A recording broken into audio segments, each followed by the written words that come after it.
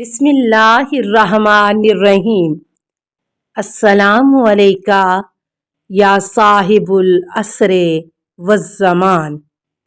شب زفاف آپ مصلاح عبادت پر بیٹھی خداوند متعال سے راز و نیاز کر رہی تھی کہ اچانک ایک سائل نے دروازہ کھٹکھٹایا اور اونچی آواز سے کہا، نبوت اور رسالت کے گھرانے سے میں ایک پرانے لباس کا سوال کرتا ہوں۔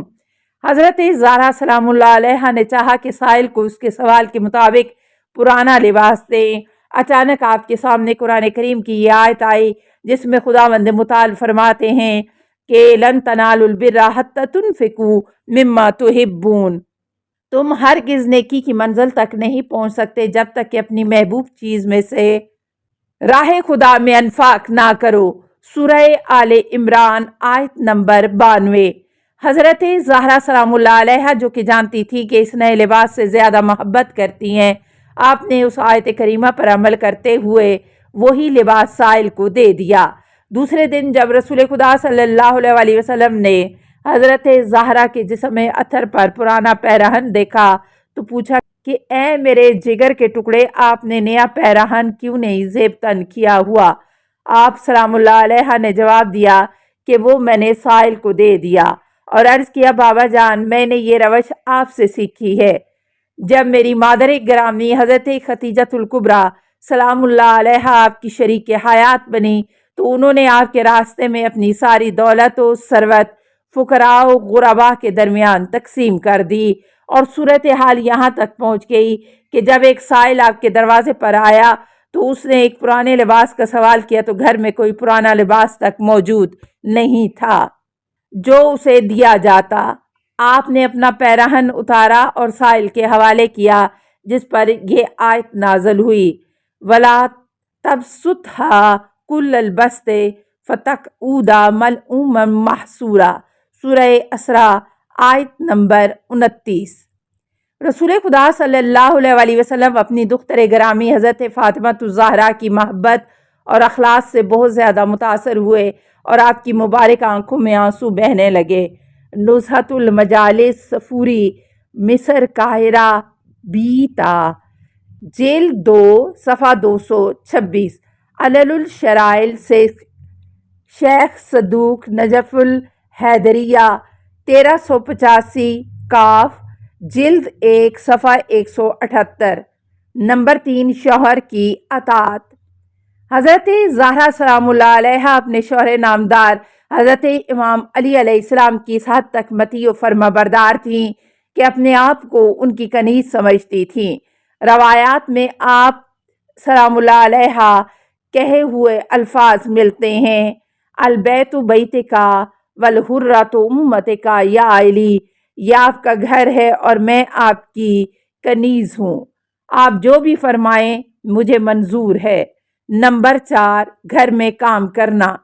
بہت سی روایات میں یہ بات سامنے آتی ہے کہ حضرت زہرا سلام اللہ علیہ ہمیشہ گھر کے اندر کے کاموں کو گھر سے باہر کے کاموں پر ترجیح دیتی تھیں اور جہاں تک ممکن ہوتا گھر سے باہر نہیں نکلتی تھیں، بلکہ آپ سلام اللہ علیہ پسند فرماتی تھیں کہ ممکنہ حد تک گھر سے باہر کے ماحول کو نہ دیکھیں اور نہ محرموں کے درمیان نہ جائیں۔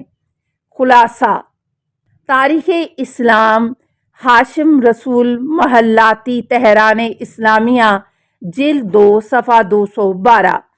ایک روایت میں حضرت امام جعفر صادق علیہ السلام سے منقول ہے کہ حضرت امام علی علیہ السلام اور جناب فاطمہ الزہرا سلام اللہ علیہ گھر کے کاموں کی تقسیم کے سلسلے میں رسول خدا صلی اللہ علیہ وسلم کی خدمت اقدس میں تشریف لے گئے۔ پیغمبر خدا نے فرمایا، گھر کے اندر کے کام فاطمہ کے ذمے ہیں اور گھر سے باہر کے کام علی علیہ السلام کے ذمہ ہیں۔ حضرت فاطمہ سلام اللہ علیہ اس تقسیم سے اتنی خوش ہوئیں کہ فرمایا، خدا کے علاوہ کوئی بھی نہیں جانتا کہ میں اس تقسیم سے کس حد تک خوش ہوئی ہوں کہ میرے والد بزرگوار نے اس تقسیم کے ساتھ مردوں سے میل جول کی ذمہ داری میری گردن پر نہیں ڈالی۔ بہار الانوار، محمد باقر مجلسی، جلد 43 صفحہ 81۔ نمبر 5، باہمی عزت و احترام۔ حضرت علی علیہ السلام اور حضرت فاطمہ الزہرا سلام اللہ علیہ کی مشترکہ زندگی میں جو نکات قابل غور ہیں ان میں سے ایک نقطہ ان کا باہمی احترام ہے۔ امام علی علیہ السلام فرماتے ہیں کہ خدا کی قسم جب تک زہرا زندہ رہیں میں نے کبھی بھی انہیں پریشان نہیں کیا، انہیں غصہ نہیں دلایا اور انہیں کسی کام پر مجبور نہیں کیا، اور زہرا سلام اللہ علیہا نے بھی مجھے کبھی بھی پریشان نہیں کیا اور کسی بھی کام میں میری نافرمانی نہیں کی۔ المناقب خوارزمی قم مکتبۃ المفید بیتا صفحہ 256۔ حضرت زہرا سلام اللہ علیہا شہادت کے وقت اس حقیقت کو اپنی زبان مبارک پر لائیں اور حضرت علی علیہ السلام سے پوچھا، یا علی، ہماری مشترکہ زندگی میں کیا آپ نے کبھی مجھ سے جھوٹ سنا یا کوئی خیانت دیکھی یا میں نے کبھی آپ کے احکامات کے خلاف ورزی کی ہو؟ حضرت علی علیہ السلام نے جواب میں فرمایا، خدا کی پناہ، اے بنت پیغمبر، آپ خدا کی نیست دانا تر، پرہیزگار تر، باعظمت تر اور اس سے خدا ترس تر ہیں۔ میں اپنی مخالفت اور نافرمانی کے سلسلے میں آپ کی سرزنش کروں۔ بہار الانوار مجلسی جلد 43 صفحہ 191۔ نمبر 6، بچوں کی تعلیم و تربیت۔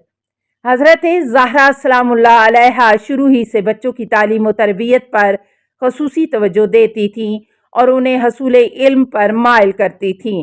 اسی سلسلے میں روایات میں آیا ہے کہ ایک دن آپ سلام اللہ علیہا نے اپنے فرزند ارجمند حضرت امام حسن علیہ السلام سے، جو کہ تقریباً 7 سال کے تھے، اس کے باوجود کہ آپ جانتی تھی کہ وہ امام ہیں اور علم لدنی کے مالک ہیں، فرمایا، بیٹا مسجد میں جائیں اور اپنے جد بزرگوار سے جو کچھ سنیں اسے یاد کر کے میرے پاس آئیں اور مجھے سنائیں۔ بہار الانوار مجلسی جلد 43 صفحہ 238۔ نمبر 7، بچوں کے ساتھ کھیلنا۔ بچوں کی فطری اور طبی ضروریات میں سے ایک ضرورت کھیلنا ہے، کیونکہ ان کے لیے جسمی اور فکری ورزش دونوں ضروری ہیں، اس لیے کہ کھیل ان کی روح اور جان کو فرحت بخشتا ہے اور اس میں نشاط پیدا کرتا ہے۔ حضرت زہرا سلام اللہ علیہا، جو کہ اس نقطے سے بخوبی آگاہ تھیں، اپنے فرزند گرامی حضرت امام حسن علیہ السلام کو ہاتھوں پر لے کر اوپر کی طرف اچھالتی اور فرماتی، اے میرے بیٹے، اپنے والد بزرگوار کی طرح بننا اور حق سے ظلم کی رسی کو دور پھینک دینا۔ خدا جو کہ تمام نعمتوں کا مالک ہے اس کی عبادت کریں اور تاریک دل افراد کے ساتھ تعلق نہ رکھیں۔ آیان الشیعہ سید محسن امین جلد 1 صفحہ 563۔ نمبر 8، بچوں کے درمیان عدالت۔ السلام علیکہ یا صاحب العصر والزمان، الامان الامان الامان من فتن الزمان۔ السلام علیکہ یا خلیفۃ الرحمن، السلام علیکہ یا امام الانس والجان، السلام علیکہ یا مظہر الایمان، السلام علیکہ یا شریک القرآن، السلام علیکہ یا قاطع البرہان، السلام علیکہ یا امام زماننا ھذا اجل اللہ فرجک وسہل اللہ مخرجک وظہورک، السلام علیکہ ورحمۃ اللہ۔ اللہم صلی علی محمد و آل محمد۔